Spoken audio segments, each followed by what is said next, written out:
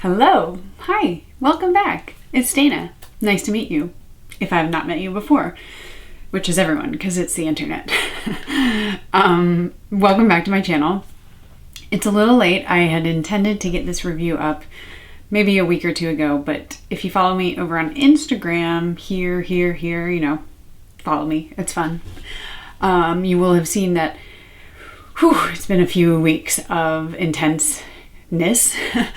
So we had our re-wedding, which was our post-COVID wedding, and then we put our house on the market. It sold within 48 hours, and now I'm trying to breathe before I start my new job in 4 or 5 days. So anyway, I'm going to try to get this up as soon as possible because I have a lot to say on it, and I think it's an opinion that maybe hasn't been kind of covered. So hopefully this gets to lots of people because it is an important part of this product, which you guys all know what the product is. It's Tower 28 Sunny Days. They're calling it a tinted sunscreen. So that's kind of part of what I want to get into. But before we get going, like always, please do like and subscribe. I've already told you, follow me over on Instagram. It's a good time over there. We got 100 people. I suck at social media, but whatever. And I do daily applications of sunscreens, very short and with classical music behind them. So it's a fun, casual, chill place. But anyway, let's get into this review. I have lots to say. I'm going to just start off with kind of the basics, and then I will put it on my face, and I'll try to cover the basics very quickly. So you can see all of this online. That's why I try to get through this part easily. I think it's the other parts that are more important. But this retails for $30. It is a 30 SPF, and it is 1 fluid ounce. So pretty standard. I don't think 30 is too much for a Sephora-ish brand. It's also not the cheapest. 1 fluid ounce is very standard. But for sunscreens, you do tend to get a little bit more sometimes, so 1.7 fluid ounces. But this is a foundation. Let's just get that out there. Before I get through the whole video, I think of this as a tinted moisturizer or a light coverage to medium coverage foundation. I do not think of this as a sunscreen. And I think that is the big kind of, I'll just say it, issue that I have with it. It's not really an issue though. It's just something that I think people need to be more aware of.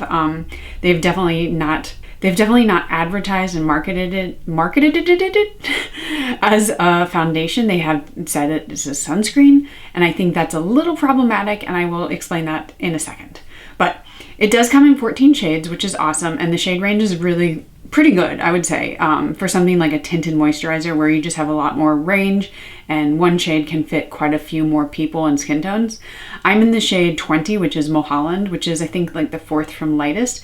I got that because it's more my winter shade, and we are in America, we are going into the winter. I've also found that it's a little bit easier for me to get a lighter shade than a deeper shade because I can have one deep shade for the summer, and then the rest of the year I can just bronze up my face. That just seems to make more sense to me, but that's a tangent, neither here nor there. So the filter in this is 12.6% non-nano zinc oxide. That is the only filter. There's no titanium dioxide, which makes it a mineral or inorganic sunscreen. They do have iron oxides in it, which are a good kind of added benefit. This one has no scent. It kind of smells like your normal mineral sunscreen, but no added fragrance to it. And it's also one of the only, I think it's the only one that is accepted by the National Eczema Association. So it's kind of targeted to people who have more sensitive skin, redness prone skin, and just overall irritability with sunscreens. But that's a pretty big deal for a lot of people out there, I know. So they have a lot of the free from claims, which I'm not a huge fan of. So they say reef safe, mineral, alcohol free, cruelty free, vegan, blah, blah, blah, blah, blah.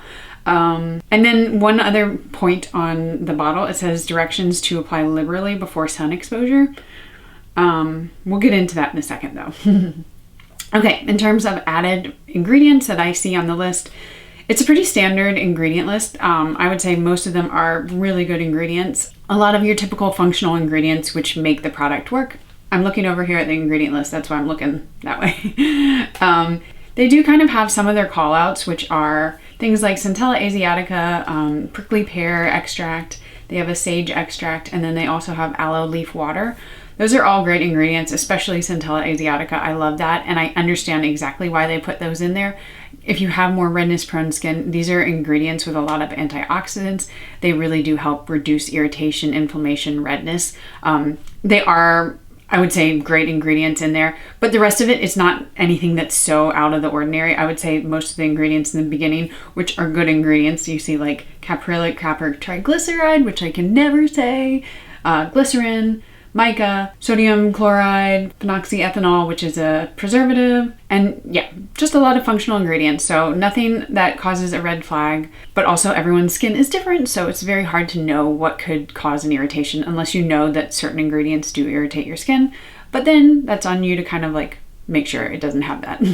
And then the finish, I will get into that more later as well, but they do say natural, and I would add satin to that because, well, we'll get to that in a sec.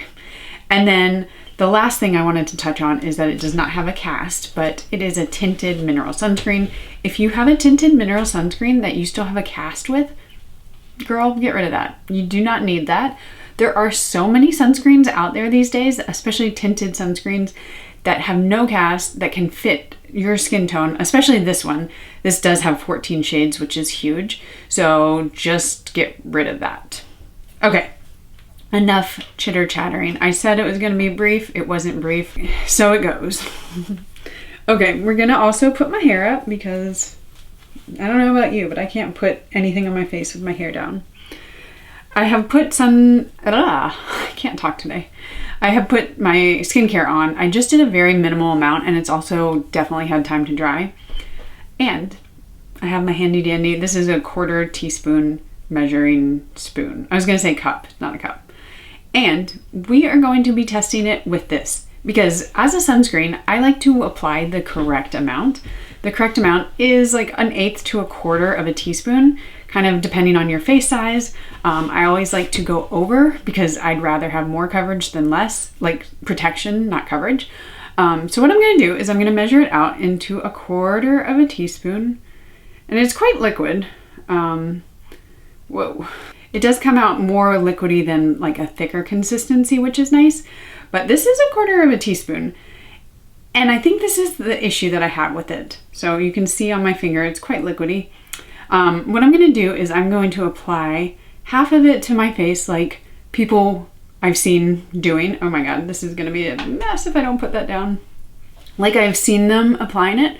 So people have either been applying it with their hand, sometimes with a sponge, which like really irritates me because you're then absorbing your sunscreen. Like sunscreen goes on your face, not in the sponge. But I've seen people applying it both ways. I'm gonna use my hands because that's what I always do. And I'm gonna apply it like a very sheer wash that it should be.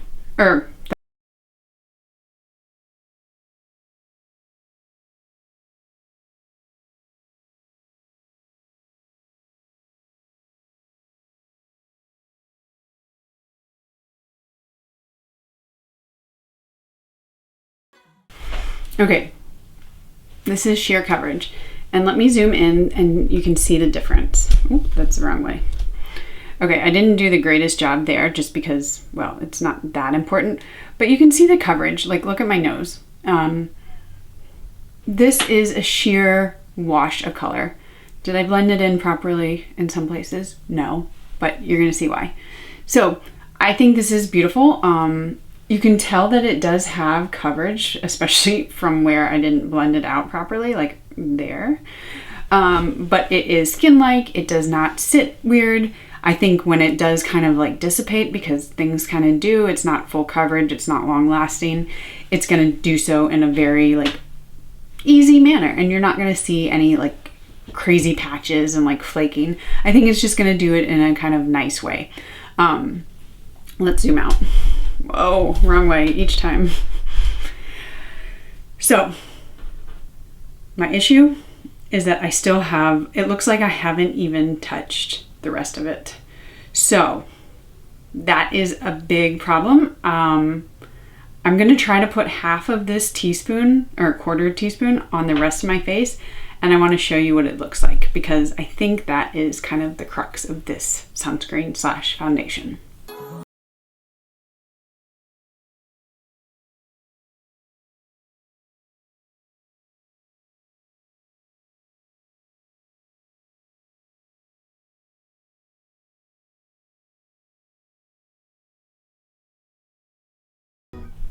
Okay, so I would say that that's about half. There's still a lot in there, which would be typically used on the other side of your face. I also carried it down my neck. I could do a little bit more down my neck. But I think this clearly illustrates kind of my issue with it. And I think there are two types of people in the world. There are the type of people who wear sunscreen and they're really good about it, and they put it on like Gwyneth Paltrow does, where she like dabs it on. Maybe they do a better job than that, and that's great. Any is better than none. And then there's the other type of person in the world that's like me. I slather my face in it. I religiously every day of the year. I don't even think about it. It's like drinking water to me. And I want coverage. I want the actual sun protection from it. And I think my issue with this kind of thing is that when it's marketed as a sunscreen, but it really goes on like a foundation, then most people are probably not putting on the correct amount. Now, you can layer it. You can put on a sunscreen before it and then put this on over. But there's another issue with that. Since this is a mineral sunscreen, typically you don't want to mix sunscreen like mineral and chemical. There are conflicting kind of reports out there that say that if you put on a chemical one first and let it fully dry and set, then you can put a mineral over. And I don't think you're going to have that many issues, but at the same time, to be the most like safe, you should be using 2 mineral or 2 chemical. Now, I've done both, and I don't think it's like I've gotten skin cancer that very day, that kind of thing. But I think if you do it consistently over the years, you might see a little degradation in some of the sunscreens because they don't always work in tandem. So it's always safer to use the 2 of the same kind. Like if you are layering 2 different kinds, it is still better than nothing. But for me, I think this illustrates my main issue, that like to get the coverage and protection that I want to be getting from a sunscreen, I have to put on so much. Like I said earlier, it changes the finish of it. It changes, I mean, this looks like cake face to me. Like I don't want to leave the house looking like this. Whereas this side looks beautiful. But it comes at the expense of me having to figure out how I can layer it. And again, this is meant for the type of person who wears it like this. And I think that's okay, but I'd rather people be safe. I'd rather people really get the full protection that they're supposed to be getting from a sunscreen versus not. So that's really where it comes down to for me. I don't hate this at all. I think this side is beautiful. If you put it on the amount that you're supposed to be, you're wearing makeup. This is not light coverage. This is not sheer coverage. This is coverage. And it's also a more glowy kind of dewy finish, whereas this side is really more of a natural kind of satin finish. So it's 2 products in one, and it really depends on how you wear it. I think it's okay. I'm trying to not come off as negative because I think this is a beautiful, beautiful product. I just think that it should be marketed as a foundation, not a sunscreen. And I do love the fact that they said like there are 14 shades. It's gonna fit most skin tones. This is really a step in the right direction. But I just want people to wear enough sunscreen. I don't know. I feel so negative, but it's not negative at all. I'm just trying to maybe bring up a topic or a point that hasn't been brought up with this. So I don't know. What do you guys think? Would you wear it like this? Maybe. I mean, it's not bad, especially in the winter. In the summer, there's no way in hell I could wear it. Not where I live. It's too humid. But what are your thoughts? Have you tried it? Do you like it? How do you wear it? I'm very curious because I'm also curious how I'm going to wear it. I haven't reached for it a lot, I'll be honest, just because I am a little scared of not getting enough protection. And that's also like a thing in my own head. Like I have become kind of a sunscreen aficionado over the years, and I do tend to err on the side of too much protection, but you know, it's something to consider, and I think it's important, and I think the messaging and the marketing behind a product are super important as well. So before I leave, I will let you know, this does wear beautifully. This is not a wear test today, but I have worn it throughout the day. And like I said earlier, when it does kind of break down, it doesn't do so in a way where it's so obvious. It's a really good thing. You can reapply it. It's very easy to reapply. Honestly, this would be a good sunscreen if you're going to be reapplying over makeup. This would be it, because it really operates more like makeup than sunscreen. So that's kind of how I use it. You could put it in your purse, that kind of thing.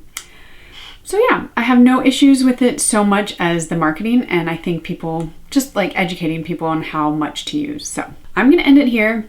I will give this a rating of about a 7 out of 10 on my like kind of scale of sunscreens, because I do think this side is just stunning and beautiful, but that's not how I would wear it, so I do have to drop it down.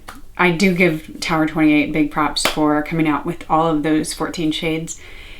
It's almost there. Like, we're so close to being where I want sunscreens to be, with tinted actual sunscreens for different shade ranges, more than like 2, but we're not there yet. So close. We'll end it there, and I will see you guys in the next video. Bye.